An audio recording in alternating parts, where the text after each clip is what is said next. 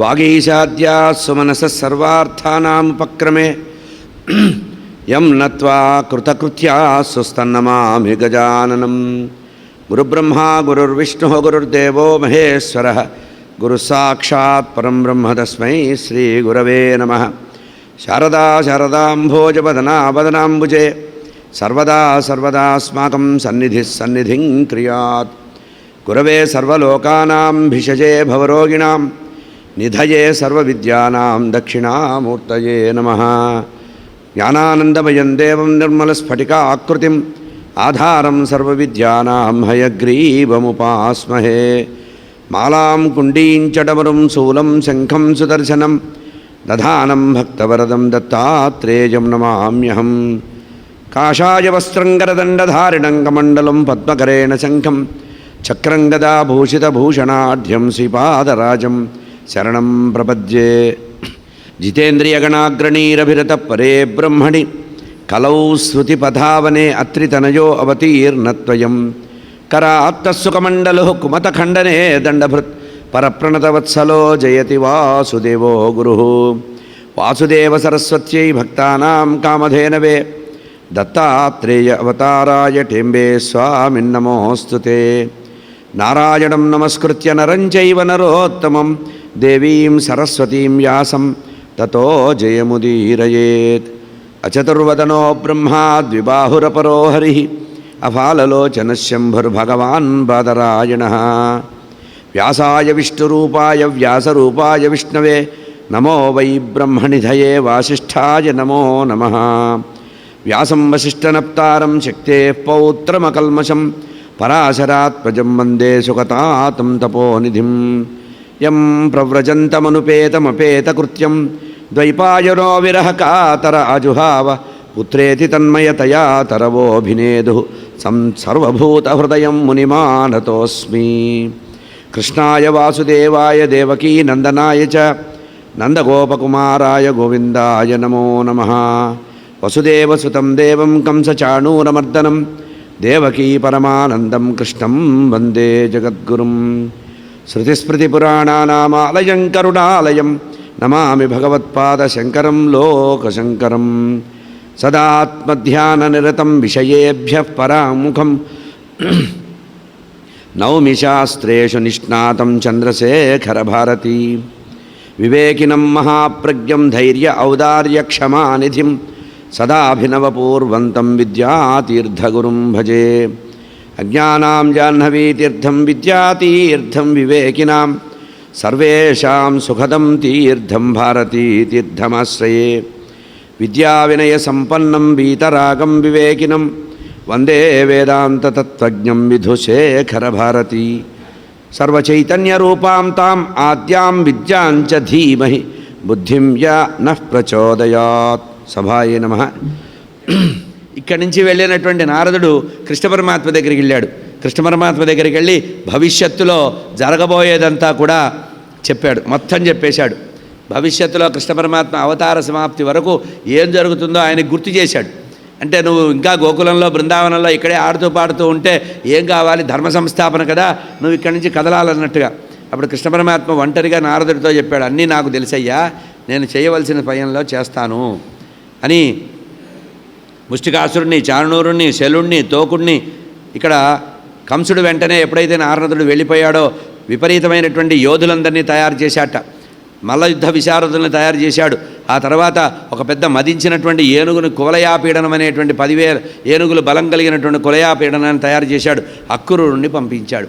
పంపిస్తూ ఒక మాట చెప్పాడు, నాకు ఇంతమంది మంత్రులు ఉన్నారు కానీ నీలాంటి బుద్ధిమంతుడు మీలాంటి ధర్మాత్ముడు లేడని ఇచ్చకాలు మాట్లాడి చేతిలో చేయి వేసి రేపు పొద్దున నా బంగారు రథం తీసుకొని వెళ్ళి నా మేనల్లుళ్ళు బలరామకృష్ణులు ఉన్నారు వాళ్ళని ప్రత్యేకంగా తీసుకురా, నందమహారాజు కూడా చెప్పు ధనుర్యాగం చేస్తున్నానని. అంటే అక్రూరుడు అనుకున్నట్ట, ఇన్నాళ్ళు ఈ దుర్మార్గుడి దగ్గర సేవ చేస్తూ కృష్ణ పరమాత్మని చూడ్డానికి కూడా నేను యోగ్యత లేదు, చూడ్డానికి వెళ్తే వీడు ఎక్కడ తలకాయ పగలగొడతాడని ఊరుకున్నాను. నా అదృష్టం ఇప్పుడు ఈ దుర్మార్గుడే వాడి చావుని కోరి పరమాత్మని తెమ్మనంటున్నాడు, ఇంతకంటే అదృష్టం ఉందని నవ్వుతూ రాజుగారు కంసుడికి నమస్కరిస్తూ, పంపిన పోనివాడనే నృపాల మానవులెల్లా మానవులందరూ కూడా హింసా వృత్తికి దూరంగా ఉంటారు. దైవయోగాన్ని ఎవడు తప్పించుకోలేడు. నేను ఇది చేయగలను, అది చేయగలను, అది చేయగలను గొప్ప గొప్పలు పోతారు, కానీ జరగబోయేది ఎవడు తప్పించలేడు. ఎవడి చావుని ఎవడు తప్పించుకోలేడు. అంటే ఇండైరెక్ట్గా ఏం చెప్తున్నాడు, నువ్వేదో కృష్ణ పరమాత్మకి అపకారం చేయాలని పన్నాగం పన్నావు, కానీ ఇప్పుడు యథార్థంగా జరుగుతోంది ఏమిటి? జయాపజయాలు దైవాధీనాలు. నీ ఆజ్ఞ మేరకు నేను వెళతానన్నారు. ఇక్కడ పరమాత్మ కేసిని అనేటువంటి రాక్షసుని వ్యోమాసురుణ్ణి కూడా సంహరించాడు. నారదుడికి చెప్పి, నాయనా నువ్వు అనుకున్నవన్నీ జరుగుతాయి, ఏం పర్వాలేదు, నేను వస్తానన్నారు. అక్రూరుడు నందగోకులానికి మర్నాడు ఆ రోజు రాత్రి నిద్ర పట్టలేదట అక్రూరుడికి. ఎప్పుడు తెల్లవారుతుందా, ఎప్పుడు నిత్యక్రియలు చేసుకుందామా, ఎప్పుడు అగ్నికార్యం పూర్తి చేసుకుందామా, ఎప్పుడు బృందావనానికి వెళ్ళి పరమాత్మని చూడాలా అనుకుంటున్నట్ట. అనుకుంటూ ఆ రాత్రంతా కూడా అట్లాగే గడిపేట. తెల్లవారిపోయింది. ఆలోచనలోనే తెల్లవారిందిట.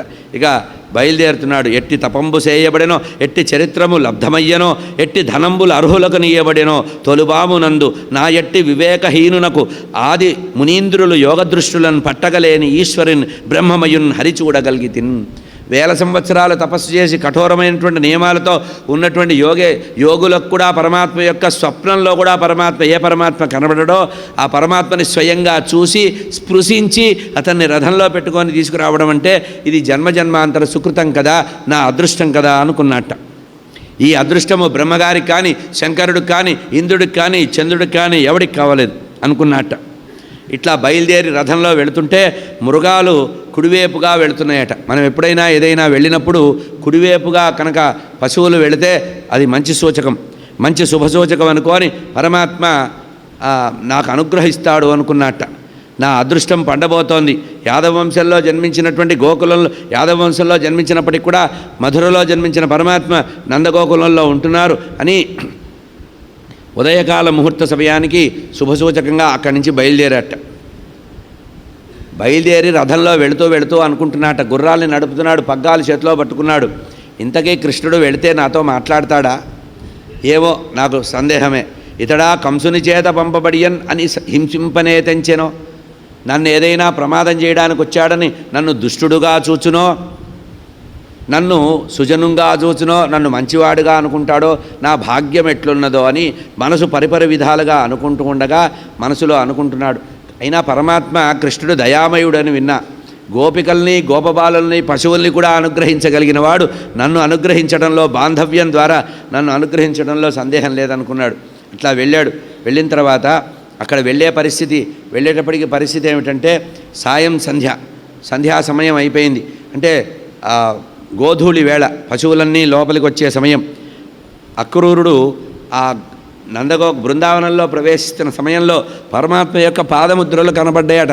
గోవుల యొక్క పాద గిట్టలు, ఆ గోపబాలుల యొక్క పాద చిహ్నాలు, కృష్ణ పరమాత్మ యొక్క పాద చిహ్నాలు చూశాట. వెంటనే రథం నుంచి దిగిపోయి అక్కడి నుంచి ఆ పరమాత్మ యొక్క పాదముద్రల మీద నుంచి అక్రూరుడు అంగరాగాలన్నీ పూసుకుంటూ పరమాత్మ యొక్క చరణ రేణువులు తన శరీరం మీద ప్రసరింపజేసుకుంటూ పరమాత్మ యొక్క పద్మ, యవ, అంకుశాది గుర్తులు కలిగినటువంటి పరమాత్మ పాదముద్రలన్నీ కూడా శరీరానికి అంటించుకున్నట్ట. సంతోషంతో పులకాంకురాలతో ఆనంద బాష్పాలు వస్తుంటే మళ్ళీ రథం ఎక్కాట. ముందు రథం దూకి అవన్నీ ఒంటి అంగరాగాలు పూసుకొని ఆ ధూళి కణాలన్నీ పూసుకొని ఆ తర్వాత బయలుదేరాట. వెళ్ళి సరిగ్గా నందమహారాజు ఇంటి ముందు ఆపాట. దొడ్డి ఉంది, వెనక పశువుల కొట్టం ఉంది, అది కనబడుతోంది. అప్పుడు అడవి నుంచి వచ్చినటువంటి కృష్ణుడు, బలరాముడు తల్లి స్నానం చేయిస్తే చక్కటి బట్టలు కట్టుకొని, ఒకరు తెల్ల వస్త్రము, ఒకరు పసుపు వస్త్రం కట్టుకొని చక్కగా నెమలిపించం పెట్టుకొని పూసల దండలు వేసుకొని కడవలు చేతిలో పట్టుకొని పాలు పిండుతున్నారట. పాలు పిసుకుతున్నారు. పెద్దవాళ్ళు అయిపోయారు. ఇప్పటికీ 6 సంవత్సరాలు 7 సంవత్సరాలకే పాలు పిండుతున్నారట. చూశాడు, ఆశ్చర్యపోయాడు. అక్కడి నుంచి వెనక నుంచి పరమాత్మని చూశారటండి. పీతాంబరధరుడై ఉన్నాడు.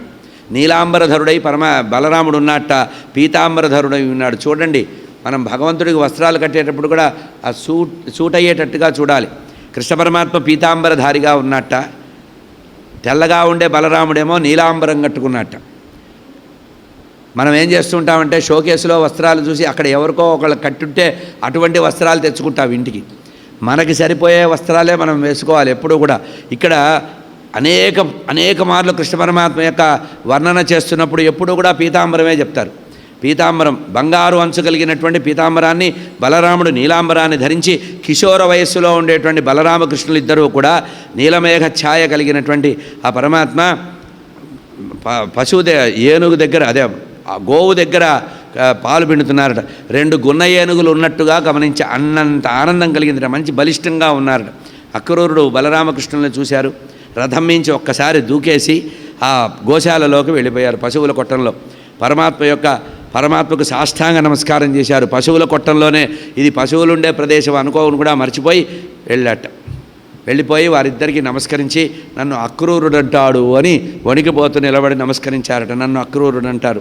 ఇంకా ఏం మాట్లాడలేకపోయాడు. ఒక్క మాటే మాట్లాడాడు, నన్ను అక్రూరుడు అంటారు. కృష్ణ పరమాత్మ అతను చకితుడయి భావావేశంలో ఉన్నాడు, భక్త్యావేశంలో ఉన్నాడు గమనించి వెంటనే చెయ్యి పట్టుకున్నట్ట, భుజం మీద చెయ్యి వేశాట. చక్రాంకితమైనటువంటి తన చేతిని పరమాత్మ అక్రూరుడు భుజం మీద వేశాట. ప్రేమగా దగ్గరికి తీసుకున్నట్ట. పరమాత్మ యొక్క హృదయాన్ని తగిలించాట. ఆ తర్వాత బలరాముడు తమ్ముడు చేసిన పని అనుకరించడమే అన్నగారి డ్యూటీ ఇక్కడ. వెంటనే కృష్ణుడు వదిలిపెట్టినటువంటి ఆ అక్రూరుని బలరాముడు దగ్గరికి తీసుకున్నట్ట. ఇద్దరూ తలా ఒక వైపు చెయ్యి పట్టుకొని, కుడి చెయ్యి ఒకరు, ఎడమ చెయ్యి ఒక పట్టుకొని ఇంట్లోకి తీసుకెళ్లారట. అప్పుడు నందమహారాజు లేడు, ఇంట్లో బయటికి వెళ్ళాడు.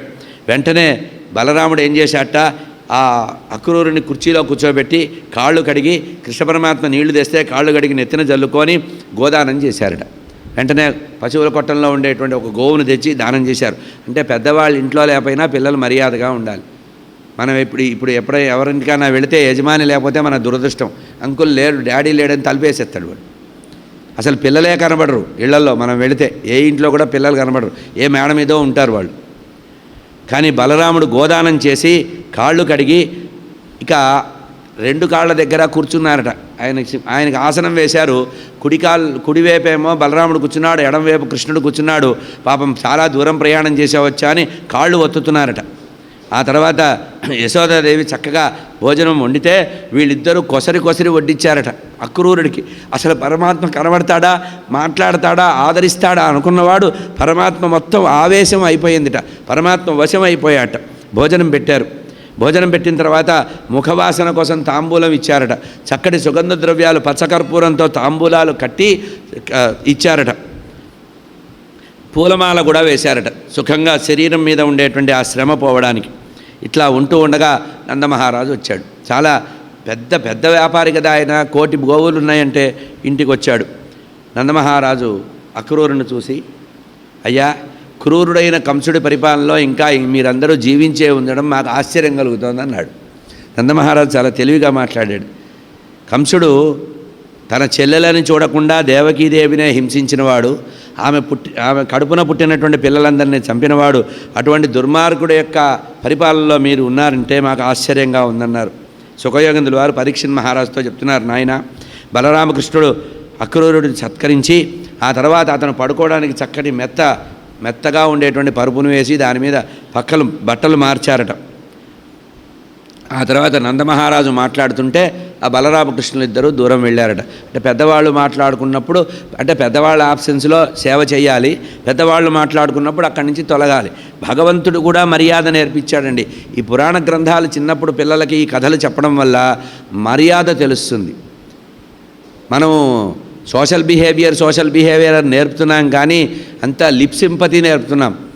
అంటే కొని తెచ్చుకొని చిరునవ్వు తెచ్చుకోవడం, పలకరించడం అంతవరకే నేర్పుతున్నాం, కానీ హృదయ సమర్పణ చేయటంలా అవతల వారికి మన హృదయాన్ని ఇవ్వడం అనేది.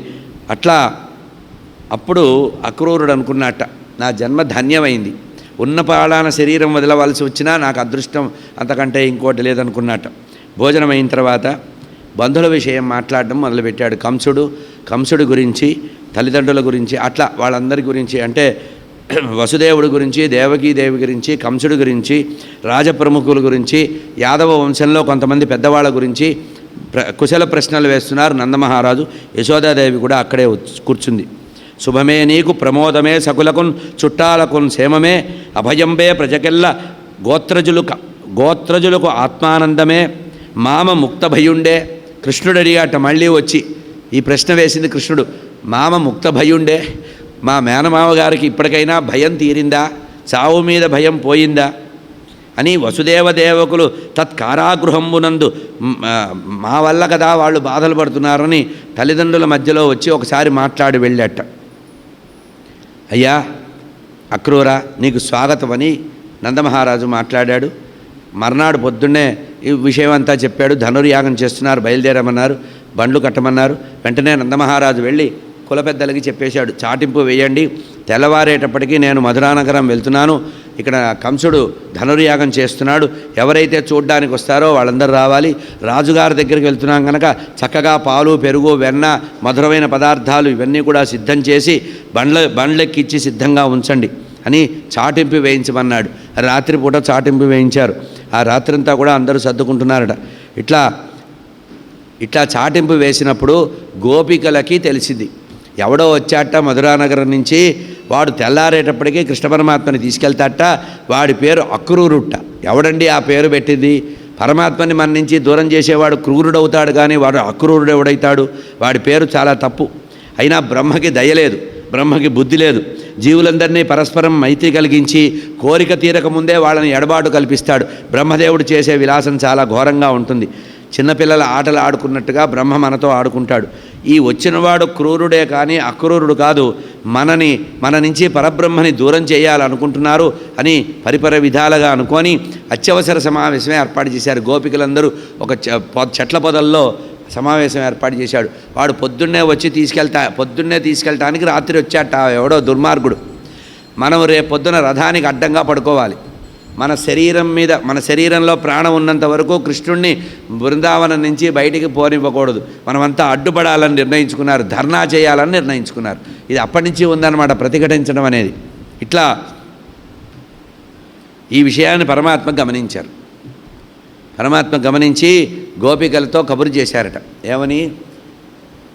రాజధాని మధురానగర్ నుంచి నాగరికుడైనటువంటి వ్యక్తి వచ్చాడు, 4 రోజులు వచ్చి పొమ్మన్నాడు, మళ్ళీ తొందరగా వచ్చేస్తాను, మన గ్రామము యొక్క పరువు తీయొద్దని చెప్పండి, ఎవరూ అడ్డుపడొద్దని చెప్పండి అని పిల్లలతో రాయబారం పంపించాడు కృష్ణుడు. పాపం నమ్మారు గోపికలు, అమాయకులు కదా, నమ్మేశారు. అక్రూరుండని పేరు పెట్టుకొని నేడు అస్మన్ మనోవల్లభం చక్రిన్మాకడ పాపికొంచు అరుగం చర్చించి ఏతెంచే అక్రూరుండట క్రూరుడీతడు నిజంబు అక్రూరుడెవునేని నిర్వక్రత్వమునన్ కృష్ణుడు పెట్టి ఒకవేళ వాడు వచ్చినవాడు అక్రూరుడే అయితే కృష్ణ పరమాత్మని మా దగ్గరే ఉంచి నోరు మూసుకొని వెళ్ళిపోవాలి, లేకపోతే వాడి పేరు అది కాదు అన్నారు. ఈ విధంగా గోపికలందరికీ పరమాత్మ ఏ విధంగా అయితే పెద్దల దగ్గర చుట్టాల దగ్గర పరువు పోయేటట్టు ప్రవర్తించద్దన్నారో, వాళ్ళు పాపం వస్త్రాలు నోట్లో పెట్టుకొని నోరు మూసుకొని బాధపడుతున్నారట. ఆ రాత్రి ఏ గోపిక నిద్రపోలేదట. తెల్లవారింది, స్నానం చేశాడు, అగ్నికార్యం చేశాడు, సంధ్యావందనం చేశాడు, అక్రూరుడు బయలుదేరారు. త్వరలో రాగలను అన్నటువంటి కృష్ణ పరమాత్మ యొక్క మాటని నమ్మారు. నమ్మి పరమాత్మ రథంలో వెళుతుంటే బలరామకృష్ణులు ఇద్దరూ అక్రూరుడు వెనక కూర్చోబెట్టుకొని తాను పగ్గాలు పట్టుకొని గుర్రం నడుపుతుంటే వాళ్ళు ఆ గోపికలు చూశారట. పరమాత్మని ఎట్లా చూశారంటే, మొట్టమొదటిగా పరమాత్మని చూశారట. ఆ తర్వాత పరమాత్మని దాటి వెళుతుంటే రథం వెనక చూశారట. తర్వాత రథము చక్రాలను చూశారట. ఆ తర్వాత రథంలో కూర్చున్న స్వామిని మళ్ళీ చూశారట. ఆ తర్వాత కొంచెం దూరం దుమ్ము కనపడిందిట రథం వెళుతుంటే. ఆ తర్వాత కొంచెం దూరంలో జెండాలు కనపడ్డాయట, అంటే రథానికి పెట్టిన జెండా. ఆ చివరి దాకా చూసి చాలా విరక్తితో బాధపడ్డారట. గోపికల యొక్క ప్రేమ ఇది, మధుర భక్తి అంటారు దీన్ని, మాధుర్యాధిష్టాత్ర్యమైనటువంటి భక్తి. కృష్ణుడు బలరాముడు కలిసి ఈ విధంగా బయలుదేరారు. వాయువేగంలో నడుస్తోంది రథం. కొంచెం దూరం వెళ్ళిన తర్వాత యమునా నది తీరం చేరేటప్పటికీ ఆ యమునా నదిని స్పృశించి రావాలని చెప్పి, పవిత్రమైన యమునా నదిని పూజించి రావాలని చెప్పి ఆ రథాన్ని అక్కడ ఆపాడు. నాయన, మీ ఇద్దరూ ఇక్కడే కూర్చోండి, కదలకుండా కూర్చోండి, నేను కాళింది నదికి వెళ్ళి ఆ స్నానం చేసి పరబ్రహ్మ మంత్రాన్ని జపించి వస్తాను, యమునా నది జలాల్లో అర్ఘ్యప్రదానం చేసి వస్తానన్నాడు. అయితే ఆ అక్రూరుడు వెళ్ళి నీళ్లలో దిగాడు. నీళ్లలో దిగేటప్పటికీ ఆ నీళ్లలో బలరామకృష్ణులు కనపడ్డారు ఆయనకి. ఆశ్చర్యపోయి, ఇదేమిటి అక్కడే కూర్చోమన్నా కదా, పొరపాటున వీళ్ళు దాటొచ్చారేమో, లేచి చూస్తే రథంలో అన్నదమ్ములిద్దరూ ముచ్చట్లు పెట్టుకొని పరిహాస ప్రసంగం చేసుకొని నవ్వుకుంటున్నారట. ఒకళ్ళొకళ్ళు పరిహాసంలో పెద్దగా నవ్వుకుంటున్నారట. అదేమిటయ్యా ఇక్కడున్నారు, నా చిత్తభ్రమని మళ్ళీ చూశాడు. ఇట్లా మునగటం తేలడం రథంలో చుట్టడం నీళ్లలో చుట్టడం ఇదే సరిపోయింది. కంటిన్ రథంపుపై జలములో కంటిన్ తుదిన్ క్రమ్మరన్ కంటిన్ తొంటి రథంపు మీద ఇదే ఈ కళ్యాణ చారిత్రులను ఏ వెంటందోచిరి రెండు దిక్కుల. ఇది ఎట్లా జరిగింది, ఇది ఎట్లా సంభవం? రథంలో వాళ్ళిద్దరున్నారు, నదీ జలంలో వాళ్ళిద్దరున్నారు. ఇది మనోవిభ్రాంతియో, ఒకవేళ మనస్సు ఏమన్నా చంచలమైందా? ఎందుకంటే పరబ్రహ్మను చూసి ఉబ్బి తబ్బిబ్బైపోయినటువంటి నేను ఏం జరిగిందనుకొని ఇక లాభం లేదనుకొని మళ్ళీ ఇంకా లోతుగా చూశాట. ఇది నిజమా అబద్ధమా అని మళ్ళీ నీళ్లలో ముగితే అక్కడ సిద్ధులు, చారణులు, ఆదిశేషుడు నీలమేఘ శరీరంతో పీతాంబరాన్ని ధరించినటువంటి పరబ్రహ్మ సింహాసనంలో సుందరమైనటువంటి సురుచిర సుగ్నమైనటువంటి ముఖమండలం కలిగినటువంటి చతుర్భుజుడైనటువంటి పరమాత్మని అక్కడ అందరూ కృష్ణ పరమాత్మని దేవతలందరూ కూడా సిద్ధచారణులు పూజ చేస్తున్నారట. నదీ మధ్యంలో 4 భుజాలు కలిగినటువంటి పరమాత్మని చూశారు. పరమాత్మ ముక్కు సంపంగ పువ్వులాగా ఉందిట, చెక్కిళ్ళు బాగా కాంతివంతంతో ఉన్నాయట, ఎర్రని కింది పెదవి ఉందిట. పరమాత్మ మంచి భుజాలు విశాలంగా ఉన్నాయట, శంఖం లాంటి మెడని చూశాట. నాభి చాలా లోతుగా ఉందిట, కటిభాగం చాలా అందంగా ఉందిట, ఊరువులు చాలా అందంగా ఉన్నాయి. అటువంటి పరమాత్మని నీళ్లల్లో చూసి సుకుమారమైనటువంటి కరము చేతులు చూశాట, పాదాలని కూడా చూశాట. ఇటువంటి చూసి ఆ పరమాత్మ శ్రీవత్సవాన్ని కూడా పుట్టుమచ్చని కూడా చూశాట. అక్కడ శంకరుడు, ప్రహ్లాదుడు, నారదుడు మొదలైనటువంటి విశేషమైనటువంటి భక్తులు కీర్తిదేవి, తుష్టిదేవి, ఇలాదేవి, జయాదేవి, విద్యాదేవి, అవిద్యాదేవి, శక్తిదేవి, మాయాదేవి వీళ్ళందరూ కూడా పరబ్రహ్మని కృష్ణ పరమాత్మని సేవిస్తున్నారట నీళ్లల్లో. విపరీతమైన ఆశ్చర్యపోయి రోమాంచితమై గద్గద స్వరం కలిగి ఆ పరమాత్మకి నీళ్లల్లోనే నమస్కరించి చేతులు జోడించి నమస్కరించి స్తోత్రం చేశాడు. ఇది అక్రూరుడు చేసినటువంటి స్తోత్రం. స్వామి యొక్క విశ్వరూపాన్ని చూసి తన్మయత్వం చెంది ఆశ్చర్యపోయాడు. పరమాత్మ అంతవరకు వచ్చినటువంటి అవతారాలన్నీ కూడా వర్ణించి చెప్పాడు. ఆ తర్వాత నీళ్లలో నుంచి బయటకు వచ్చి రథం దగ్గరికి వచ్చి రథం ఎక్కబోతుంటే కృష్ణ పరమాత్మ అన్నారు, అక్రూరా ఏమిటి చూడలేనటువంటి వస్తువులు ఏమన్నా చూసావా అన్నట్ట. అంటే కొంటెగా మాట్లాడాడు. అప్పుడు అక్రూరుడు అంటున్నాడు, నేను నా చేత ఏమేమి చూపించాలనుకున్నావో అవన్నీ నువ్వు చూపించావు, నేను చూశాను, ధన్యుణ్ణయ్యాను అని సిగ్గుతో తల వంచుకున్నట్ట. ఎందుకంటే మాట మాట్లాడితే లేచి రథంలో అంటే అక్కడే ఉంటాడు, ఇక్కడ ఉండడు పరమాత్మ, సర్వాంతర్యామి అంతర్బహిష్య తత్సర్వం, ఈ విషయాన్ని మర్చిపోయాడని అమాయకుడని నవ్వుకున్నట్ట కృష్ణుడు. నవ్వుకుంటే సిగ్గుతో తల వంచుకున్నట్టు అక్రూరుడు అట్లాగే నడిపేట. అట్లా నడిపిస్తే చాలా తమాషా ఏంటంటే అక్రూరుడు నందమహారాజు కంటే చాలా ముందు బయలుదేరాడు. ఈ నదిలో దిగటం ఇదంతా చేయటం చాదస్తంగా ఉండడం వల్ల నందమహారాజు తర్వాత బయలుదేరిన నందమహారాజు పరివారంతో పాలు పెరుగు కడవలతో చేరాట. ఊరు పొలివేరుల్లో మధురానగరం మొదట్లో ఒక పెద్ద తోట ఉందిట. ఆ తోటలో బండ్లన్నీ దించేసి అక్కడే పాలు పెరుగు అన్నీ దించేసి ఆ వచ్చినటువంటి యాదవులందరూ కూర్చొని విశ్రాంతి తీసుకుంటున్నారట. కృష్ణ పరమాత్మ ఎప్పుడైతే అక్రూరుడు నగరంలో ప్రవేశించడానికి సిద్ధపడ్డాడో, నాయనా ఒక్క నిమిషం ఆగు, మేము ఇక్కడ దిగిపోతాము, మా తల్లిదండ్రులు కూడా ఇక్కడే వచ్చి ఉన్నారు, ఈరోజు రాత్రి ఈ మధురానగరాన్ని ఇంతవరకు చూడలేదు, ఇక్కడ పుట్టాను కానీ మధురానగరం యొక్క అందాలు చూడలేదు, ఇంకా చీకటి పూర్తిగా పడలేదు కనుక నేను మధురానగరంలో ఉండేటువంటి మొత్తము సమస్తము చూసి ఆ తర్వాత మా తల్లిదండ్రుల దగ్గర ఉండి ఆ ధనుర్యాగానికి వస్తాను, నువ్వు వెళ్ళమన్నాడు. అక్రూరు అన్నట్ట, నేను వెళ్ళడానికి వచ్చానా, ఈరోజు మా ఇంటికి అతిథిగా మిమ్మల్ని తీసుకెళ్ళి మీకు అతిథి మర్యాద చేసి సేవ చేసి రాత్రంతా మీతో ముచ్చటించాలనుకున్నానంటే నీ ఇంటికి తప్పకుండా వస్తా, మా మామకు చేయవలసిన మర్యాద చేసి ఆ తర్వాత నేను తప్పకుండా నీ ఇంటికి వస్తాను, మాట ఇస్తున్నానని చేతిలో చేయి వేసి పంపించాట. అక్రూరుడు ఇష్టం లేకపోయినా అక్కడి నుంచి వెనక్కి తిరిగి చూస్తూ రథాన్ని నడుపుతూ ముక్కుతూ మూలుగుతూ ఇంటికి వెళ్ళాట. పరమాత్మ బలరామకృష్ణులు ఇద్దరూ కూడా ఆ నందమహారాజు దగ్గరికి వెళ్ళారు. వెళ్ళి హాయిగా ఇప్పుడే మేము వస్తామని చెప్పి అక్కడి నుంచి మధురానగర దర్శనానికి బయలుదేరారు. మధురానగరం చూద్దామని బలరామకృష్ణులు ఇద్దరూ బయలుదేరారు. అయ్యా అక్కడి నుంచి ముందుకు వెళుతున్నారు. వెళుతూ ఉంటే మొట్టమొదటగా అక్కడ కనబడ్డటువంటి విషయాలు చూస్తున్నారు. అపరాహ్న సమయం మధురానగరంలో అపరాహ్న సమయం దాటిందిట, మధ్యాహ్న సమయం దాటింది, సాయంత్రం కూడా కాదు. ఇట్లా వెళుతూ ఉంటే పరమాత్మ యొక్క సౌందర్యాన్ని చూడ్డానికి నల్లనయ్య వచ్చాడనేటువంటి వార్త విని ఇళ్లల్లో ఆడవాళ్ళందరూ కూడా చక్కగా ముచ్చట చేసుకొని అక్కడ బృందావనంలో జరిగినటువంటి పరమాత్మ వేణుగానాల్లో ఏ మోహాన్ని అయితే పొందారో అదే మోహాన్ని పంచిపెట్టడానికి పరమాత్మ ఇప్పుడు రథం దిగారు.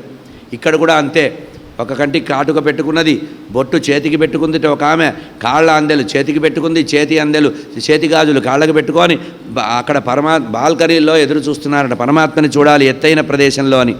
అట్లా మధురా నగరంలో బలరామకృష్ణులు ప్రవేశించి అందరినీ చూస్తున్నారట. అందరూ కూడా నగలు ధరించి ముచ్చటగా పూలు తురిమి కస్తూరి కూడా పూసుకున్నారట. ఆ వాసన ద్వారా అయినా పరమాత్మ మన వైపు చూస్తారేమో అని సుగంధ ద్రవ్యాలంతా ఒంటి నిండా పూసుకున్నారట. ఆ రకంగా వెళ్తున్నారు. ఒక్కొక్క గోపిక పరమాత్ముడిని చూసుకొని అనుకుంటున్నాయి, చెలియా గోపికలు ఈ కుమార తిలకున్ చింతించుచున్ పాడుచున్ కలయన్ బలుకుచు అంటుచున్ నగుచున్ ఆకర్షించుచున్ హస్తామలక క్రీడ తెచ్చుచున్. బృందావనంలో ఉండేటువంటి గోపికలను తలుచుకున్నారట వీళ్ళందరూ. ఇక్కడ ఉండే గోపికలు అక్కడ గోపికలను తలుచుకొని వాళ్ళు ఎంత అదృష్టవంతులే, ఇంతకాలానికి నల్లైన మన దగ్గరకు వచ్చాడు, ఈ వయసంతా అక్కడే గడిపాడు కదా, వాళ్ళు ఎంత అదృష్టవంతులు, ఏ తపస్సు చేశారో. పరమాత్మని ముట్టుకోవడం, పరమాత్మతో ఆడుకోవడం, పరమాత్మతో సరస సంభాషణ చేయడం, నర్మ సంభాషణ చేయడం, రాత్రింబగళ్ళు పరమాత్మని చూసి తని తీరారు కదా వాళ్ళందరూ.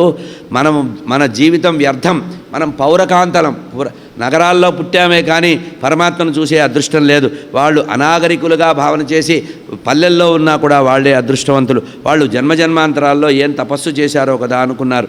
ఇట్లా అనుకుంటూ ఉండగా బలరామకృష్ణులు ఇద్దరు బయలుదేరుతుంటే రంగకారుడు అనేటువంటి ఒక రజకుడు, రాజుగారు కంసుడు యొక్క అఫీషియల్ చాకలి, అతను రంగకారుడు అతని పేరు. వాడు కేవలము కంసుడి యొక్క వస్త్రాలు మాత్రమే ఉతికి ఇస్త్రీ చేసే అలవాటు. వాడు మూటలు పట్టుకొని కొంతమంది పరివారాన్ని కూడా వెంట పెట్టుకొని మూటలు, వాడు ఒక మూట పట్టుకున్నాడు, మిగతా వస్త్రాలన్నీ శిష్యులకు ఇచ్చాడు. వాడిని వెంటనే పరమాత్మ వెనక నుంచి పలకరించారు, రజకశ్రేష్ఠ మేము రాజుగారిని చూడ్డానికి వెళ్తున్నామయ్యా, కొంచెం ఖరీదైన వస్త్రాలు ఏమన్నా ఉంటాయి, చూసావు కదా మురికిపోయిన బట్టలు అయ్యా మావి, కొంచెం వస్త్రాలు ఇమ్మన్నాడు. నీకు పుణ్యం ఉంటుందయ్యా అన్నాడు.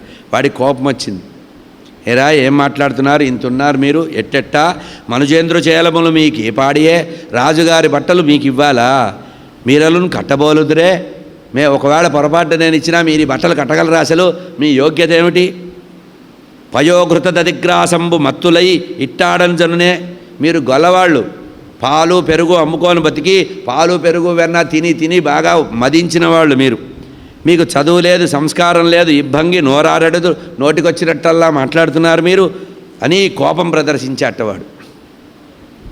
అంటే వెంటనే కోపం వచ్చింది కృష్ణుడికి. ఏదో మర్యాద కోసం అడిగాం, ఫార్మాలిటీగా నిన్ను అడిగాం, కానీ నువ్వు ఇవ్వకపోతే మాకు వస్త్రాలే దొరకవా అని వాడి వీపు మీద ఒక గుద్ది వాడి మూటలన్నీ విప్పి అందులో 1-4 వస్త్రాలు, వస్త్రం మీద వస్త్రం కట్టుకున్నట్ట కసిగా కృష్ణుడు బలరాముడికి కూడా ఇచ్చాట. దారిన పోయే వాళ్ళందరికీ పిలిచి ఎవరి బట్టలు కావాలంటే వాళ్ళు తీసుకోండి అని అన్ని మూటలు ఖాళీ చేశాట. యస్యానుగ్రహం ఇచ్చామి తస్య విత్తం హరామి, వాడి విత్తాన్ని హరిస్తాడు పరమాత్మ. ఉన్న వస్త్రాలన్నీ మొత్తం వదిలిపోయాట. వాడు ఆ రకంగా బాధపడ్డాట. ఆ తర్వాత కొంచెం దూరం వెళితే ఒక నేతగాడి ఇల్లు వచ్చింది. కారుణ్యంబున వాని గైకొని అలంకారంబు గావించి శృంగారోదంచిత దిగ్గజేంద్ర కలభాకారంబు బొల్చి, ఆ ఇద్దరు కూడా వాయకుడు అన్నారంటే బట్టలు నేసేవాడు, నేత కార్మికుడు బలరామకృష్ణుల్ని చూసి ఆనందంగా మంచి మంచి వస్త్రాలు ఇచ్చాట. ఈ దుర్మార్గమైన వస్త్రాలు నాకెందుకు, పాపిష్టివి కంసుడు అని ఆ వస్త్రాలన్నీ వదిలేసి ఆ వాయకుడు ఇచ్చినటువంటి వస్త్రాలని, భక్తితో ఇచ్చినటువంటి వస్త్రాలన్నీ ధరించాట. పరమాత్మ ప్రసన్నమై వాడికి సారూప్య మోక్షం ఇచ్చాట. పరమాత్మ ప్రసన్నుడై సారూప్య మోక్షం ఇచ్చాడు. హరయే నమః. ఆ తర్వాత సుధాముడు అనేటువంటి ఒక మాలాకారుడు, పూలదండలు అల్లేవాడు, వారింటికి స్వయంగా స్వామి వెళ్ళారట. వాళ్ళింటికి స్వామి వెళ్తే వాడు తల వంచి నమస్కరించి ఆసనం ఇచ్చి కూర్చోబెట్టి పుష్పమాలలు వీళ్ళిద్దరికీ అలంకరించి తాంబూలం ఇచ్చి దివ్య గంధమంతా ఒంటి నిండా పూసి పరమాత్మని పూజ చేసి, నా జన్మ ధన్యమైంది, నా కులం పవిత్రమైంది, నీ రావడం వల్ల మా పితృదేవతలు కూడా తరించారు, వారు నరకంలో ఉన్న వాళ్ళు కూడా స్వర్గానికి వెళ్ళారు, ఈ జగత్తుకంతా మూల కారణం ఏంటుండో పరబ్రహ్మ, నీకు నమస్కారం, నేను నీ దాసుణ్ణి. సువాసనలతో ముంచి వేశాట. బలరామకృష్ణులు ఇద్దరు కూడా ఆ సుగంధ ద్రవ్యాల్లో మునిగిపోయారట. పరమాత్మ చాలా సంతోషపడ్డారట. నాయన ఏదైనా వరం కోరుకోరా, వరం ఇస్తాను నీకు, నీ వరం ఇవ్వడానికే నీ ఇంటికి వచ్చానంటే నాకేం కావాలి, ఏం లోటుంది, నీ అనుగ్రహం, నీ పాదకమల సేవయు నీ పాదార్చకులతోడి నెయ్యము నితాంత అపార భూతదయయు తాపసబందార నాకు దయసేయగలదే. భగవంతుడు నిజంగా కనబడ్డే కానీ కనబడితే ఇట్లా ఉండాలి. ఇట్లా కోరిక లేని వాడికే భగవంతుడు కనబడతాడు. మనకి భగవంతుడు ఎందుకు కనబట్టలేదంటే మన దగ్గర పెద్ద చిట్టా కాదు, పుస్తకమే ఉంటుంది. రామకోటి అంత కోరికలు ఉంటాయి మనకు, కనుక పరమాత్మ మనకు కనబడ్డు. నీ పాద కమల సేవ కోరుకుంటున్నానయ్యా, నీ పాదార్చకులతోడి నెయ్యము అంటే భాగవతోత్తములతో స్నేహం కోరుకుంటున్నాను. ఇంతేకాకుండా నితాంత అపార భూతదయ, సర్వకాల సర్వావస్థల్లో సర్వభూతాల పట్ల దయాస్వభావం సమస్వభావం కలిగే అటువంటి తాపసమందారా నాకు దయచేయమన్నాడు. ఈ విధంగా సుధాముడు పరమాత్మ విషయంలో ఎప్పుడూ కూడా భక్తి హరిభక్తి నిలవాలని, భక్తులతో స్నేహం కలగాలని, సర్వభూతాల పట్ల దయ కలగాలని కోరుకున్నాడే, అతనికి పరమాత్మ పరిపూర్ణ అనుగ్రహం ఇచ్చారట. ఈ సుధాముడు అనేటువంటి వాడి కథ ఎవరైతే మనఃపూర్వకంగా విని నమ్మి విశ్వసించి సేవిస్తారో వారికి ఆయుష్ వృద్ధి అవుతుందట. ఈ సుధాముడి కథ వింటే ఆయుష్ వృద్ధి అవుతుంది, కీర్తి ప్రతిష్టలు పెరుగుతాయట. జీవించి ఉండగా ప్రతిష్ట వస్తుంది, అనంతరం కీర్తి వస్తుంది.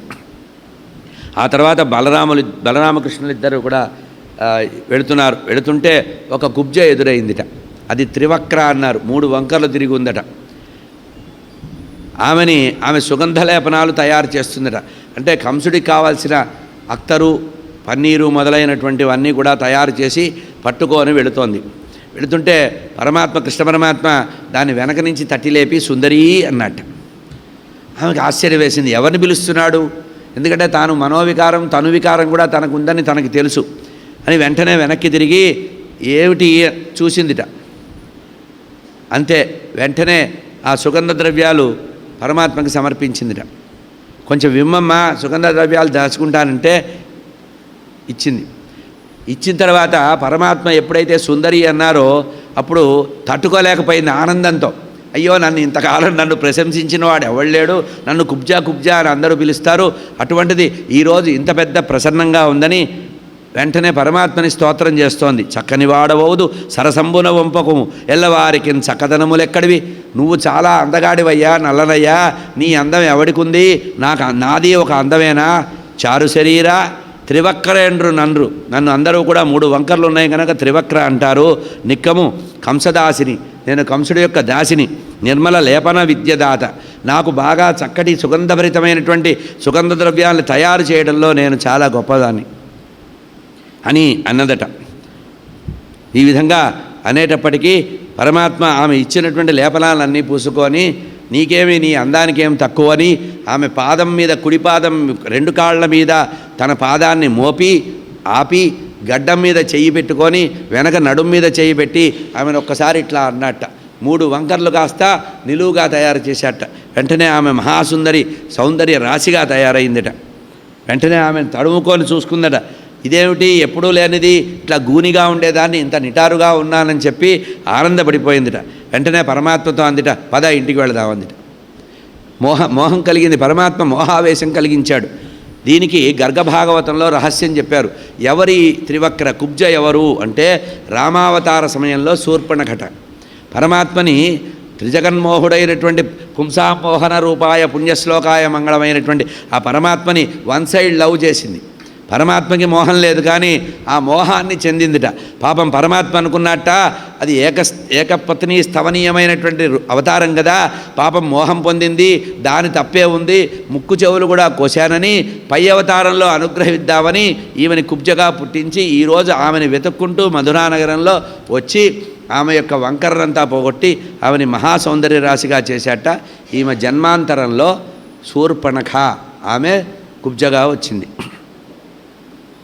సరే వెళదాం పద అంటే, కాదు మళ్ళీ తప్పకుండా నీ ఇంటికి వస్తాను, అతిథిగా వస్తాను, నువ్వు ఇచ్చే సత్కారం అంతా అనుభవిస్తాను, నీ మీద ఒట్టు అని చేతిలో చెయ్యి వేశారట.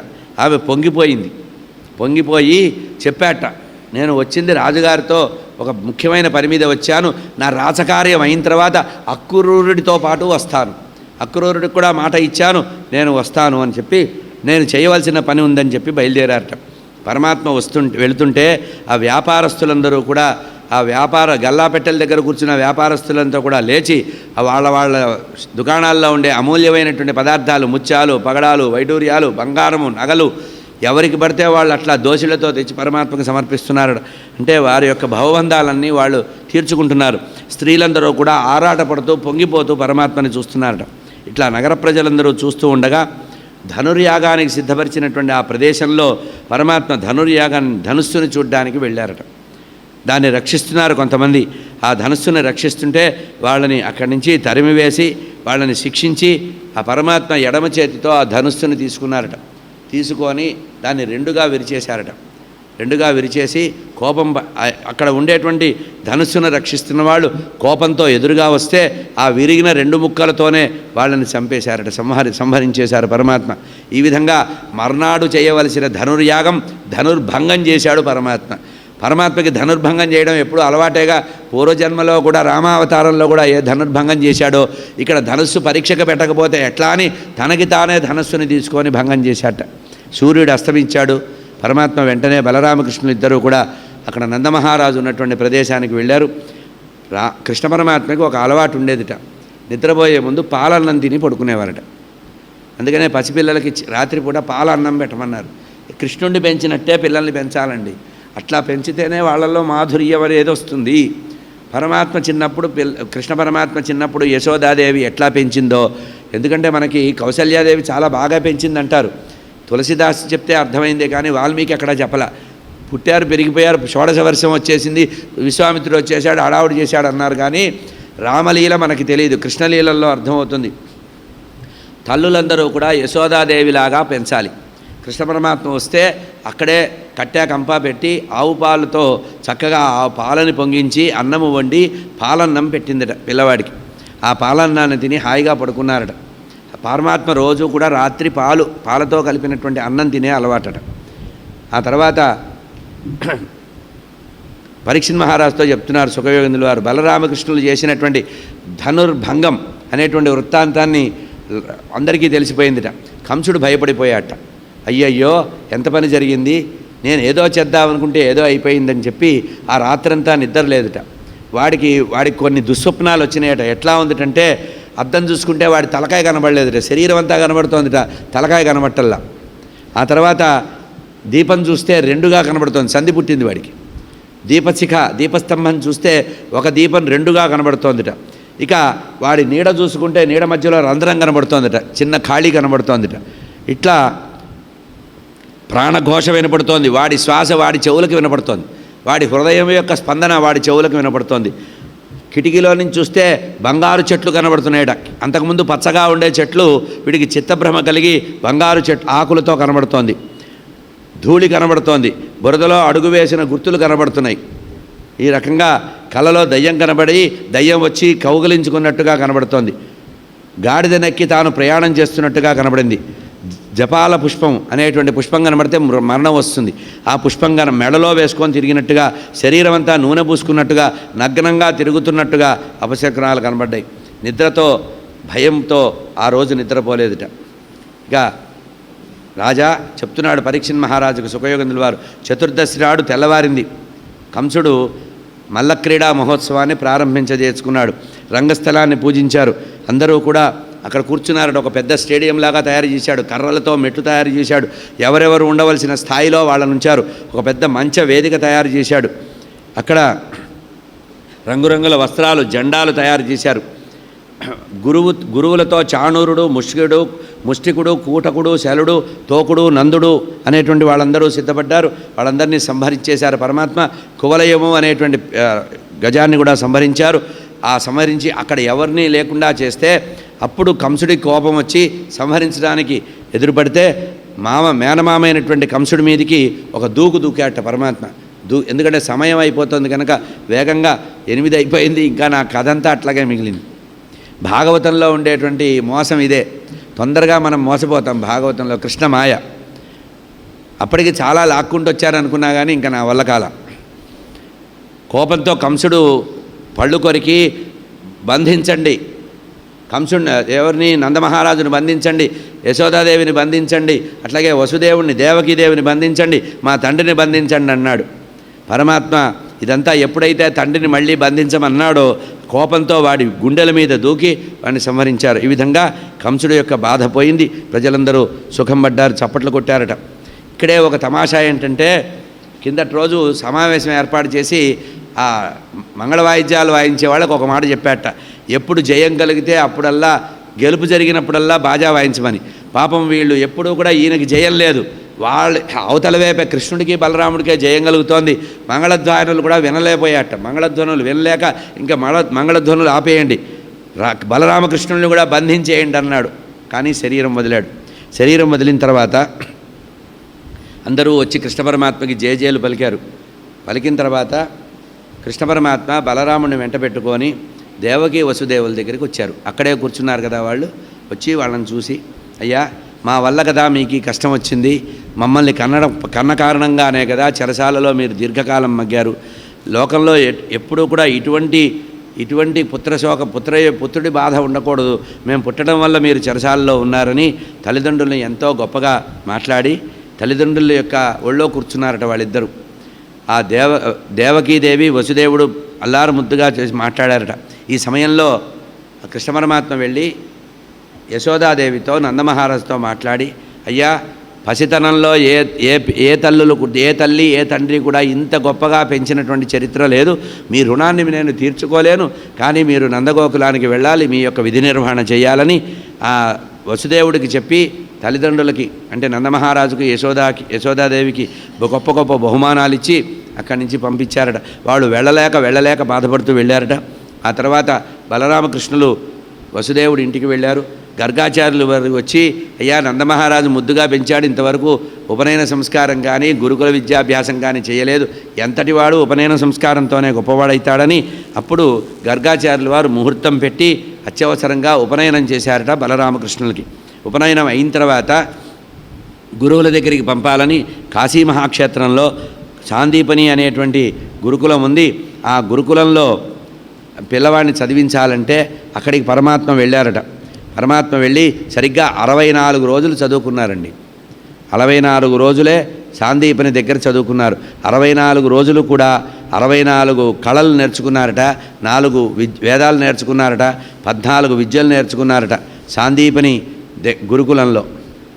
ఈ సాందీపని అదృష్టం ఏంటంటే సాందీపని పూర్వజన్మలో దీపకుడు అనేటువంటి ఒక శిష్యుడు, గురుచరిత్రలో వస్తుంది ఈ కథ. దీపకుడు అనేటువంటి శిష్యుడు ఒక గురువుగారికి కొంతమంది శిష్యులు ఉండేవారట. అయితే శిష్యుల్లో ఎవరు గొప్పవాడా పరీక్షిద్దామని గురువుగారు ఒక పరీక్ష పెట్టారట.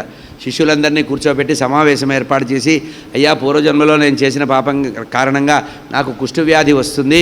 ఈ కుష్ఠవ్యాధి సమయంలో నాకు ఎవరైనా సేవ చేసేవాళ్ళు ఉంటే వారు ఒక ముందు అడుగు వేస్తే వాళ్ళని తీసుకొని కాశీక్షేత్రానికి వెళ్ళి నా ప్రారబ్ధాన్ని అనుభవించడానికి వెళ్తాను, నన్ను అనుసరించేవారు చెప్పమంటే అయ్యో ఇంత పెద్ద వ్యాధి వస్తుందా అని అందరూ వెనకాడారట. కానీ ఒక దీపకుడు అనేటువంటి శిష్యుడు మాత్రం ముందుకొచ్చాట.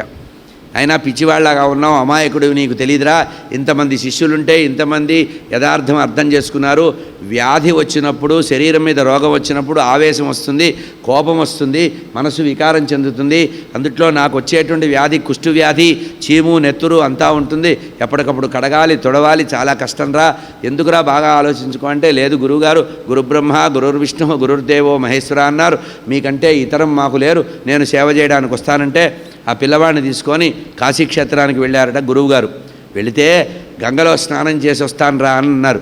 వెళ్ళి గంగలో స్నానం చేసి ఒడ్డుకు రాగానే గురువుగారికి కుష్ఠవ్యాధి వచ్చిందట.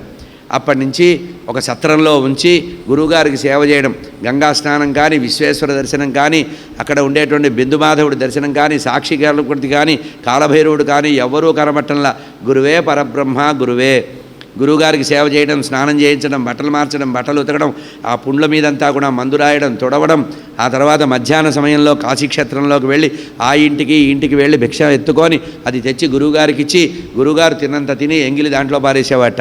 గురువుగారు ప్రసాదంగా తినేవారు. ఒక్కొక్క రోజు గురువుగారు మొత్తం తినేసేవాట, ఉపవాసం ఉండేవాట. ఇట్లా గురు శుశ్రూష చేస్తూ ఉంటే ఒకానొక సందర్భంలో శంకరుడికి చాలా ఇదిగా అనిపించిందట. శంకరుడు చూసి ఈయన చెప్పాట, కాలభైరవుడు చెప్పాట, అయ్యా ఒక భక్తుడు వచ్చాడు, గురుభక్తుడు, గురు శిష్యుడు వచ్చాడు, వాడు నిన్ను కానీ నన్ను కానీ చూడటం కానీ గంగలో స్నానం చేయడం కానీ చేయటం లేదు, తదేకంగా గురువు ఉపాసిస్తున్నాడు, అటువంటి వాడిని నేను ఎవరిని చూడలేదంటే ముచ్చటపడి సాయంత్రం సమయంలో శంకరుడు వచ్చాట. ఆ సత్రానికి వచ్చి పిల్లవాడిని సైగ చేసి పిలిచాట. గురువుగారి దగ్గర కూర్చొని ఉంటే సైగ చేసి పిలిచాట. ఏదో పెద్ద ఆయన పిలిచాడు కదా అని వచ్చాడు. శివుడు మారువేషంలో వచ్చాడు. అయినా ఏమిటా గురువుగారికి సేవ చేస్తున్నావు, నిన్ను ఎన్ని ఇబ్బందులు పెడుతున్నాడు, అంత ఇబ్బందులు పడి ఇక్కడ ఉండవలసిన అవసరం లేదా, మా ఇంటికి రారా బాబు, హాయిగా సకాలంలో భోజనం పెడతాను, ఇక్కడ గంగానది ఉంది, అక్కడ పార్వతీదేవి ఉంది, విశాలాక్షి ఉంది, అన్నపూర్ణాదేవి ఉంది, అక్కడ ఎవరెవరో ఉన్నారా, ఒక దర్శనం కానీ ఒక స్నానం కానీ ఏమీ లేదు, బట్ట మార్చినట్టు కూడా కనబట్టం లేదు, నీకు ఏదన్నా వరమిస్తా కోరుకోరా అని నేను శంకరుణ్ణిరా అని చెప్పాట.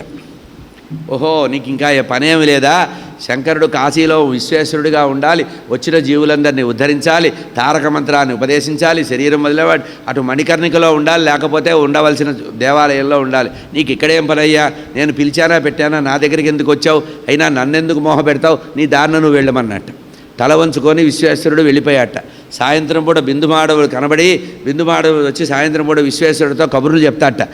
బావగారు, ఇవాళ ఒక విచిత్రం చూశాను, ఒక శిష్యుడు తగలాడు, ఎంత బతివిలాడినా వాడు వరం తీసుకోనంటే తీసుకొని నన్ను మందలించాడు, హెచ్చరించి పంపించాడు, వెళతావా లేదా ఇక్కడని గద్దిరించాడయ్యా అంటే, ఓహో అంతటివాడా, అయినా మీకు వరాలు ఇవ్వడం తెలియదు, మనుషుల్ని బుట్టలో వేసుకోవడం తెలియదు, నేను వస్తాను పదా అని మర్నాడు వెళదామని నిర్ణయించుకున్నారట. శంకరుడు వచ్చి చాటుగా నాకు మొహం చలదు, నిన్న నన్ను కొంచెం చీత్కరించాడు, నేను స్తంభం చాటుగా నిలబడతానంటే విష్ణుమూర్తి వెళ్ళాట. పిలిచాడు, సైగ చేశాడు, వచ్చాడు, ఏదో ఇట్లాగే మాట్లాడాడు. నిన్న ఒక ఆయన వచ్చాడు, చివాట్లు పెట్టి పంపించాను, ఇప్పుడు నువ్వు తయారయ్యావా, మీకు ఇంకొక పని లేదా, కాశీక్షేత్రంలో ఇందుకే ఉన్నారా మీరు, అయ్యా నా దారిన నన్ను ఉండనియండి అంటే, నేను ఆయన లాంటి వాడిని కాదు, నీకంటే మొండివాడిని, నీకు వరం ఇచ్చి కానీ నేను ఇక్కడి నుంచి వెళ్ళను అన్నట్టు. ఇక తప్పని పరిస్థితుల్లో ఉందని చెప్పి విష్ణుమాయకి లోనై పిల్లవాడన్నట్ట, మా గురువుగారి మీద ఇదివరకు నాకు ఏ భక్తి అయితే ఉందో ఆ భక్తి రెట్టింతలయ్యేటట్టుగా రెండింతలయ్యేటట్టుగా వరం ఇచ్చి వెళ్ళు బాబు, నీ దారిన నువ్వు వెళ్ళిపోను. మా గురువుగారు చూస్తే కోపడతాడు, వెళ్ళమని. సరే శంకరుణ్ణి తీసుకొని వెళ్ళిపోయాడు. నీ గురుభక్తి పరిపూర్ణమైన గురుభక్తి ఉంటుందని పరమేశ్వరుడు విష్ణుమూర్తి ఆశీర్వదిస్తే లోపల నుంచి గురువుగారు అరిచారట, ఏరా దుర్మార్గుడా దీపక, ఎవరితోరా మాట్లాడుతున్నావు, నన్ను వదిలిపెట్టి నా సేవ వదిలిపెట్టి నువ్వు ఎవరితోనో బాతాకాన్ని కొడుతున్నావంటే, ఏం లేదు గురుగారు, ఎవరో వచ్చారు, ఏదో 4 మాటలు చెప్పి పంపించా. కాదు నువ్వేదో అంటున్నావు, ఏదో అడుగుతున్నావు, నా రోగం తగ్గాలని అడిగావా, ఏమడిగావు, వచ్చిన ఆయన ఎవరంటే, ఏం లేదు విష్ణుమూర్తి వచ్చాడు, నన్ను ఒకటే బతికిలాడుతున్నాడు, తప్పని పరిస్థితుల్లో ఒక కోరిక కోరుకున్నారు గురువుగారు అంటే, ఏం కోరావురా, మీ మీద భక్తి ఇంకా ఇంతకంటే ముందు కంటే ఎక్కువగా ఉండమనేటట్టు కోరిక అంటే, పదరా స్నానం చేద్దామని గురువుగారు తీసుకెళ్ళి గంగానదిలో స్నానం చేస్తే కుష్ఠవ్యాధి లేదు, ఏమి లేదు, గురు పరీక్ష. అటువంటి నిరంతర గురువు సేవ చేసినటువంటి ఆ దీపకుడే సాందీపని మునిగా పుట్టాడు. ఏ పరబ్రహ్మ యొక్క అనుగ్రహంతో అయితే గురుభక్తిని వృద్ధి చేసుకున్నాడో ఆ భగవంతుడి యొక్క కృపాకటాక్షం వల్ల ఈ జన్మలో జగద్గురు అయినటువంటి కృష్ణ పరమాత్మకి గురువుగా జన్మించాడు. భగవంతుడు భక్తపరాధీనుడు. భగవంతుడు మనం చేసిన ఏ మేలు కూడా మర్చిపోడు. నేను ఇన్ని నోములు చేశా, ఇన్ని ఉపవాసాలు చేశా, ఇన్ని దానాలు చేశా, నా కర్మ కాలిందని మనం అనుకుంటూ ఉంటాం. భగవంతుడు ఇవ్వాలనుకున్న సమయంలో యోగ్యమైన వస్తువుని తప్పకుండా ఇచ్చి పెడతాడు. దాచిపెట్టి మరీ ఇస్తాడు పరమాత్మ, అది గుర్తుపెట్టుకోవాలి. అయితే 64 రోజులు గురువు దగ్గర సాందీపని దగ్గర విద్య నేర్చుకున్న తర్వాత గురువుగారికి నమస్కరించి, నాయనా మీరు సుఖంగా ఇంటికి వెళ్ళండి, మీరు ఇంకా నా దగ్గర చెప్పదగిన విద్య ఏది లేదు, నేర్చుకున్నారు, వెళ్ళిపోమంటే అప్పుడు కృష్ణ పరమాత్మ గురువుగారితో మాట్లాడారు. గురుగారు, గురుకులం నుంచి వెళ్ళేటప్పుడు గురుదక్షిణ ఇవ్వాలి కదా, గురుదక్షిణ ఇవ్వకుండా నేను ఎట్లా వెళ్తాను, మీరు ఏదన్నా ఒక కోరుకోండి అంటే, నాకు ఏం కోరికలు లేవంటే, మీ కోరికలు లేవు గురుగారు, చూస్తూనే ఉన్నాం, ఒకసారి లోపలికి వెళ్ళి బయటికి రండి, లోపలికి వెళ్ళి ఇంకా అంటే అక్కడ అమ్మగారిని అడిగిరండి, ఆ కోరికలు ఏమిటో తెలుస్తాయి అంటే ఆమె చెప్పిందిట, ఎంత అమాయకుడివి, ఇంతకుముందు ఎప్పుడో పుష్కరాల్లో స్నానానికి వెళ్ళినప్పుడు మన పిల్లవాడు తప్పిపోయాడు, మరి ఆయన పరబ్రహ్మ కృష్ణుడు దేవుడు అన్నావు కదా, వాడు అంత బతిలాడుతుంటే నీకేం మొహమాటం, ఒకవేళ తెచ్చిస్తాడేమో, తెస్తాడు, లేకపోతే లేదు, నీకెందుకు అడుగు అంటే, అప్పుడు తప్పని పరిస్థితుల్లో సాందీపని ఇష్టం లేకపోయినా అడిగాడు, నాయన గతంలో పుష్కర సమయంలో నా కుమారుడు నీటిలో స్నానానికి వెళ్ళి మరణించాడు, నీకు ఒకవేళ అవకాశం ఉంటే, బలవంతమేం లేదు నాయన, నాకు గురుదక్షిణ రూపంలో నా కుమారుని తెచ్చిమ్మంటే, అప్పుడు ప్రభాస తీర్థానికి వెళ్ళి కృష్ణ పరమాత్మ బలరాముడితో సహా వెళ్ళి ఆ పరమాత్మ సముద్రాన్ని పూజించాడు. సముద్రాన్ని పూజిస్తే సముద్రం ఎంతసేపటికి పలకలేదు. అప్పుడు సముద్రం లోపలికి వెళ్ళాట. లోపలికి వెళితే అక్కడ పంచజనుడు అనేటువంటి రాక్షసుడు ఉన్నాడు. వాడు ఎదురైతే వాడిని సంహరించి వాడి తలకాయ పగలగొట్టి లోపంలో వాడి శరీరంలో ఉండేటువంటి శంఖాన్ని తీసుకొని పరమాత్మ ధరించారు. ఆ పంచజనుడు చేత వచ్చినటువంటి శంఖమే కృష్ణ పరమాత్మ చేతిలో ఉండే పాంచజన్య శంఖము. ఆ తర్వాత అక్కడి నుంచి వచ్చాడు, సముద్రంలో లేడు. ఏం చెయ్యాలంటే ఏం జరిగిందో నాకు తెలియదన్నాడు సముద్రుడు. అప్పుడు యమలోకానికి వెళ్ళాడు. యమధర్మరాజు దగ్గరికి వెళ్ళి యమద్వారం దగ్గర నిలబడి ఈ పాంచజన్య శంఖాన్ని ఊదాట. లోపలికి నేనెందుకు వెళ్తాను, వాడే రావాలన్నట్టుగా. అప్పుడు యమధర్మరాజు వణికిపోతూ వచ్చి కృష్ణ పరమాత్మ పాదాలకు నమస్కరించి ఆసనం వేసి కూర్చోబెట్టి, అయ్యా ఏం కావాలంటే, మా గురువుగారు అబ్బాయి స్నానానికి వచ్చి వెళ్ళిపోయాట, ఎవడైనా నీ దగ్గరే ఉంటాడు కదా, వచ్చేది చివరికి లాస్ట్ నీదే కదా గమ్యము, వెతకమంటే అప్పుడు గురువుగారి కుమారుని తెచ్చిస్తే యమధర్మరాజు పూజిస్తే యమధర్మరాజు పూజను అందుకొని గురువుగారికి గురుదక్షిణగా మరణించినటువంటి కుమారుని తెచ్చి ఇవ్వడం జరిగింది. ఇది గురుభక్తి అంటే. జగద్గురువు కూడా గురుభక్తి కలిగి ఉన్నాడు, మనం అందరం కూడా గురుభక్తిని వదిలిపెట్టకూడదు అని. ఆ తర్వాత అనేకమైనటువంటి లీలలు పరమాత్మ చేయడం జరిగింది. ఆ తర్వాత భ్రమరగీతలు అనేటువంటి ఒక కథ కూడా మనకి కథలో వస్తుంది. భ్రమరగీతలు ఏంటంటే, ఉద్ధవుడు కృష్ణ పరమాత్మ విద్య చదువుకొని వచ్చిన తర్వాత చాలా రోజులు అయిపోయిన తర్వాత ఒకరోజు ఉద్ధవుడు అనేటువంటి తన భక్తుడు ఏకాంత భక్తుడిని పిలిచి, ఆయన నువ్వు నందగోకులానికి వెళ్ళి బృందావనంలో నా తల్లిదండ్రుల్ని ఓదార్చి త్వరలోనే వస్తానని చెప్పిరా, వచ్చేటప్పుడు గోపికలకు కూడా నేను క్షేమంగా ఉన్నాను, తిరిగి వస్తానని చెప్పు అని పంపించారు. ఈ ఉద్ధవుడు వచ్చి ఎట్లా ఉంటాడంటే, ఉద్ధవుడు వెనక నుంచి చూస్తే కృష్ణ పరమాత్మ లాగానే ఉంటాడు. అంటే భగవంతుడి యొక్క ఆరాధన ఎవరైతే చేస్తారో వారి రూపం వీరికి వస్తుందట. మనం ఏ పరబ్రహ్మనైతే బాగా ఆరాధన చేస్తామో తన్మయత్వంతో, వారి రూపము వారి ఆవేశం మనలోకి వస్తుందట. ఇతను కృష్ణుడిలాగానే ఉంటాడట. చిన్నప్పటి నుంచి కూడా కృష్ణ పరమాత్మ ఆడుకున్నవాడు. అంతేకాకుండా కృష్ణ పరమాత్మ తిన్న తర్వాత ఆ ప్రసాదం తినేవాడు. కృష్ణ పరమాత్మ వదిలేసినటువంటి పూల దండలు వేసుకునేవాడు. కృష్ణ పరమాత్మ వదిలేసినటువంటి మైపూతలు పూసుకునేవాడు. అతను వదిలిన వస్త్రాన్ని వేసుకునేవాట. అటువంటి వాడు వచ్చి నందమహారాజు దగ్గరికి మాట్లాడి యశోదాదేవితో మాట్లాడితే యశోదానందులు చాలా బాధపడ్డారు. కృష్ణ పరమాత్మ మమ్మల్ని ఇన్నాళ్ళకు గుర్తు చేసుకున్నాడా, అసలు మమ్మల్ని ఎప్పుడైనా గుర్తు చేసుకుంటాడా, ఇక్కడ బృందావనం గుర్తుందా, అది గుర్తుందా, ఇది గుర్తుందా అని అన్నీ కూడా మాట్లాడాడు. ఆ తర్వాత సాయంత్రం అయ్యేటప్పటికీ గోపికలు గమనించారు, కృష్ణ పరమాత్మ నందమహారాజు ఇంటికి ఎవడో రథం పట్టుకొచ్చాడు, రథం ఎక్కొచ్చాడు, ఇంకా ఇక్కడ ఏవనుందని, దేనికోసం వచ్చాడు, ఎవడు వీడు అని చెప్పి వెతికితే ఆ తర్వాత ఇతను ఉద్ధవుడని తెలిసింది. అతనికి కబురు పంపించారు, రాయబారం చేశారు, బృందావనంలో ఎదురు చూస్తూ ఉంటాం రమ్మని హెచ్చరించారు. వీళ్ళు హక్కుదారులు కదా, పిలిచారు. ఏమయ్యా ఎందుకు వచ్చావు? ఏమి లేదు, కృష్ణ పరమాత్మ మీ అందరికీ చెప్పిరమ్మన్నారు, తల్లిదండ్రులను ఓదార్చి చెప్పిరమ్మన్నారు, అందుకని వచ్చాను, మీకు రాయబారం కూడా తెచ్చాను, సందేశం కూడా తెచ్చాను అంటే అప్పుడు ఉద్ధవుణ్ణి నోటికొచ్చినట్టల్లా మాట్లాడారు. కృష్ణ పరమాత్మని తిట్టవలసిన తిట్లన్నీ పరోక్షంగా వచ్చినటువంటి రాయబారి దూతనే తిట్టారు. తిట్టిన తర్వాత ఒక గోపిక వీళ్ళ మధ్యలో తిరుగుతున్నటువంటి తుమ్మెదని అడ్డం పెట్టుకొని తుమ్మెదని మిషగా పెట్టుకొని తుమ్మెదని ఆపాదిస్తూ భ్రమర గీతాలు పాడింది. ఇది భ్రమర గీతములు అంటారు. అక్కడ ఏమంటోంది, ఓ తుమ్మెదా, నువ్వు పొరపాటున మా పాదాలు ముట్టుకుంటావేమో, ముట్టుకోవద్దు. కృష్ణ పరమాత్మ మమ్మల్ని వదిలి వెళ్ళిన తర్వాత ఆ మధురానగరంలో అక్కడ ఉండేటువంటి నాగరిక స్త్రీలందరూ కూడా వారు ధరించిన పుష్పమాలలన్నీ కూడా తాను ధరించి ఉంటాడు. అందులో ఎంగిలి పడ్డటువంటి నువ్వు ఓ తుమ్మెద మమ్మల్ని ముట్టుకోవద్దు. నీ మీసాలకి ఆ పూలల్లో ఉండే పుప్పడి వచ్చింది. మధురానగరంలో స్త్రీలు ధరించేటువంటి పుష్పమాలల్లో ఉండేటువంటి పుప్పడి నీ మీసాలకు అంటుకోనుంది. ఇప్పుడు మమ్మల్ని ఎంగిలి చేయవద్దు, నువ్వు ఎంగిలి పడ్డావు, మా దగ్గరికి రావద్దు అని పరోక్షంగా కృష్ణ పరమాత్మని గురించి తలుచుకుంటూ, అయినా నువ్వు మీ యజమాని ఉన్నాడే పెద్ద దొంగ,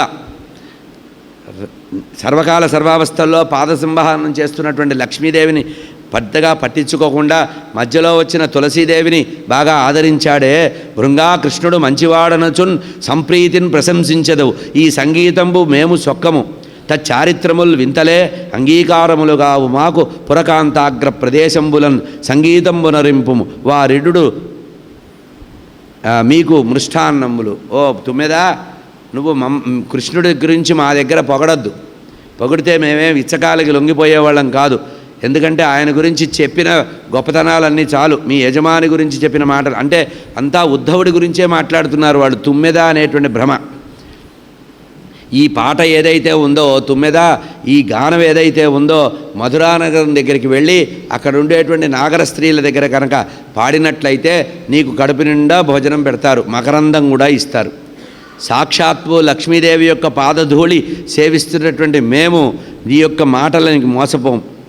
అయినా మీ వాడు పెద్ద దొంగ, మీ యజమాని చాలా దొంగ, నమ్మిన వాళ్ళని మోసం చేయడం అనేది ఎంత మోసం చేస్తాడో మేము అనుభవించాం, మాకు తెలుసు.